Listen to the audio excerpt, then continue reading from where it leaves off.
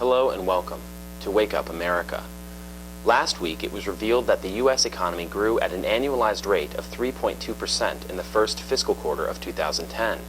This marked the third consecutive quarter of GDP growth and seemed to establish that the United States was on a positive and upward economic track.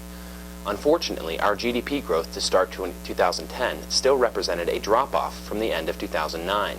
The last fiscal quarter of 2009 witnessed 5.7% growth, nearly twice the rate of the first quarter of 2010. Our economy technically grew in the last quarter, but it did so without the help of the holiday shopping season and was thus fairly stunted. Given our current economic conditions, any growth is preferable to no growth, but we must stay focused on the real indicators of the American economy.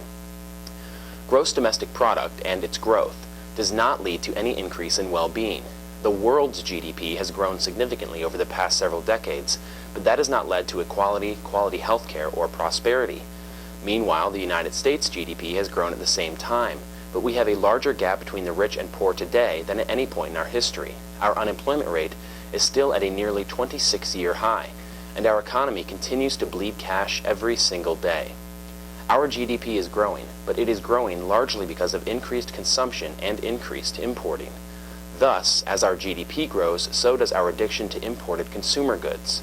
Our GDP may be growing, but as it grows, so does our job-depleting trade deficit. For these reasons, the GDP is a poor indicator of economic well-being. It is a baseline indicator of how the economy is trending, but it doesn't mean much overall. If our GDP was growing because of employment growth in domestic productive facilities, it would be another story. Unfortunately, this is simply not the case. For more related news and topics, please tune in and log on every day at economyincrisis.org. Wake up, America! Open up your eyes!